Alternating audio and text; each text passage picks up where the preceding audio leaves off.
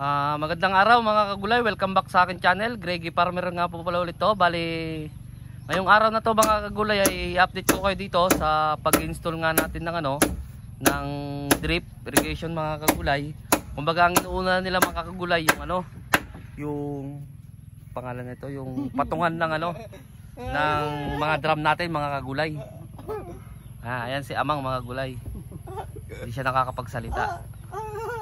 Kaya tawa lang siya ng tawa mga kagulay. Bali 3 drum lang dito mga kagulay. Dito na lang siguro titimplahin sa baba yung iba. Tapos paano na lang dun sa taas. Yan ang plano dito mga kagulay. Pero dito wala pa. Hindi pa maano. Pero may drip hose na yan mga kagulay, nakabang.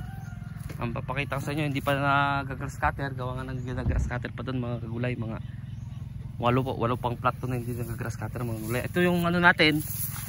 Drip natin, drip hose. Ayan siya. Nakabang na lahat dyan mga kagulay. Kumbaga ang inuuna, ito palang ito palang pangalan nito. Patungan ng patungan ng drum natin mga kagulay. Kasi yan ang pinaka-importante, patungan.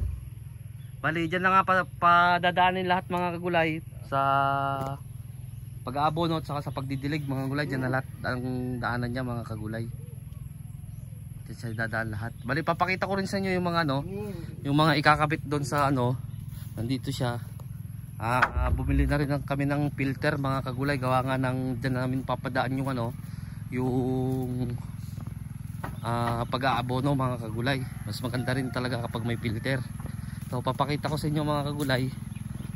Bali ito panimula pa lang na kasi parang magtatag-init na dito sa Caraga, kaya talagang hinahanda na namin mga kagulay kasi mahirap naman magdilig. Mas maganda yung ganun mga kagulay kasi nagpe-penetrate talaga, kasi tulo-tulo na siya, drip nga akong tawagin. Ito yung filter na kakabit doon mga kagulay. Ito nakahanda na siya mga kagulay. Ito yung filter na ikakabit doon. Ayan. Bali itong filter na to mga kagulay, in order lang to sa sa Lazada. Nasa 1 Plus mga kagulay, kasi siya, hindi siya yung kapag barado na itatapon na lang. Ito nahuhugasan to mga kagulay, natatanggal to sa ilalim, pwede mo siyang hugasan pa tapos ulit, gamitin ulit mga kagulay. Kaya mas mahal to. Kung magtataka kayo siguro, baka mag-search kayo sa Lazada o kaya sa Shopee, meron yung mga tag 400, 600. Itong klaseng drip na to mga kagulay, filter na to ay tag 1 Plus. 1 Plus to mga kagulay, ito yung gagamitin namin doon. Bali nakaabang na yung mga elbow, mga lahat lang mga kagulay. Tapos ang gamit kong bali ang na ito pala mga kagulay, bilog nito dos itong filter na to mga kagulay. Dos yan, papunta siya sa 1 1/4 mga kagulay na hose. Ito yung hose na gagamitin natin, pinaka main hose niya doon. Kaya ito naman ang inano ko mga kagulay, para mas yung tubig niya na papasok mga kagulay. Para kahit magbukas tayo ng mga kahit 10 o pwede sabay-sabay, kung halimbawa titignan dadry run namin doon, kung po pwede siya, yun ang gagawin namin mga. Kaya 1 1/4 yan, yung hose na yan mga kagulay, yung pinaka main niya bago mag drip hose mismo. Ayan siya. So ayun mga kagulay, pinakita ko lang sa inyo. Kumbaga hanggang dito muna ako mga kagulay.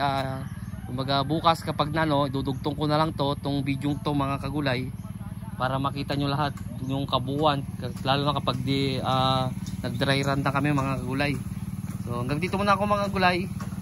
Mamaya na lang, kaya bukas ko na lang itutuloy tong video na to para makita nyo lahat mga kagulay. Yung diameter nito mga kagulay, kung mapapansin nyo, magkakaibang sukat yan. Yung diameter nito ay parehas lang ng diameter nito mga kagulay, 5/8. Ayan, kapag nalagay na mga kagulay, ayan, itong medyo mga kagulay na ilagay. Taranta si Amang mga kagulay, kasi makikita siya sa YouTube mga kagulay. Ayan, bagus ito. Siyempre nasa ilalim yung tagas niya mga kagulay, nasa ilalim. Kailangan nasa ilalim din siya mga kagulay. Madali lang magkabit ng hose mga kagulay. Kapag nasagad nyo na, tapos titignan nyo yung nasa ilalim para sigurado. Ayan siya mga kagulay, tapos ilalak nyo na dito. Siyempre hawakan nyo dito. Ayan siya mga kagulay, bali iaayos na lang namin. Gaganyan siya. Kaya dun sa mga talaga mga kagulay, nagbabalak na manulang drip, kailangan talaga mga kagulay, kasi kumbaga lesson learned na dito sa akin, kailangan talaga mga kagulay nakalinya yung plat para hindi katulad nito. Makikita nyo, yan, papakita ko sa inyo mga kagulay, kailangan talaga nakatapat yung mga plat, talagang tapat-tapat siya, kumbaga linya siya, yung kumbaga dead end ng plat mga kagulay, kasi katulad nito mga kagulay, oh. Ayan, nandyan siya, tapos ito nandito. Kaya yung hose, medyo babalik ko siya mga kagulay. Ang kagandahan lang naman ng PE hose mga kagulay, na ibabalik ko mo siya kaysa doon sa flat hose mga kagulay. Yung flat hose kasi, hindi mo na mababalik ko, kailangan straight lagi yun mga kagulay. Kaya ito yung napag-decision na namin nilagay, yung PE hose na tinatawag mga kagulay. Nandyan, hanggang na dyan mga kagulay, titesting na rin namin yan. Dadry run namin mamaya. Kasi yung bubutasan pa namin yung mga tutuluan niya. Kasi kumbaga may plastic kasi siya mga kagulay. Para hindi siya na umagos lang dun sa plastic. Kaya bubutasan namin din yung plastic na tatapatan nung 20 cm na butas nung drip hose mismo mga kagulay. Yan, kung makikita nyo yung talong mga kagulay, ayan o, nasanay siya sa ulan tapos biglang init mga kagulay. Pero kung titignan nyo naman yung niya, yung mga bunga niya mga kagulay, quality pa rin mga kagulay, mga bunga niya. Yan, quality pa rin mga kagulay. Yan, hanggang dun yan, lalagyan namin yan doon mga kagulay. Hanggang dun, pati yung sitaw siguro mga kagulay, papakita ko na rin sa inyo, lalagyan din namin mga kagulay para kapag sa oras na tag-init na talaga siya mga kagulay, ay hindi na namin problema ang magdilig o kaya magpatubig mga kagulay. Ayan yung mga talong natin mga kagulay, medyo naninilaw na siya kasi mag-apat na buwan na rin naman to. Sa mga magtatalong alam nila yan na maglalagas talaga. Pag tapos ng lagas niya, bubuelo ulit to mga kagulay. Alam yan ng mga talagang nagtatalong. Ayan, mga kulang-kulang na talaga siya sa kasi ito halos 3 linggo na hindi naabunuhan mga kagulay na kasi gawa nga ng ulan-ulan dito sa amin. Ngayon nga lang 2 araw na sunod na uminit, pangatlong araw ngayon. Kaya napag-desisyon na namin na abunuhan sana, pero ikakabit na namin yung drip hose para doon na namin padadaanin yung mga kagulay. Padadaanin yung pangalan nito, abono. Kung magdidilig doon na rin padadaanin. Ito yung sinasabi ko sa inyo mga kagulay, na nung nasa ilalim, ayan, nginat-ngat kasi siya ng mabait. Ayan, kaya napag-desisyonan namin na sa ibabaw na lang siya. Ayan.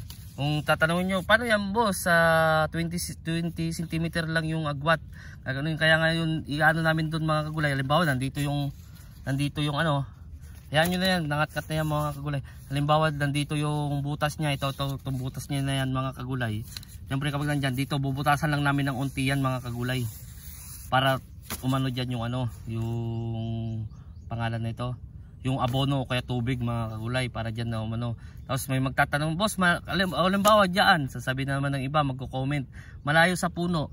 Ang kasagaran na halaman, hindi naman kasagaran, lahat ng halaman mga kagulay, kung saan yung pinakahangganan niya, halimbawa tirik ang araw, tanghali, kung yung niya na anino niya mga kagulay, doon talaga yung pinakano nung ugat, yung maliliit na ugat. Kasi yung maliliit na ugat, yun talaga yung sumisipsip ng mga nutrients na nilalagay natin mga kagulay.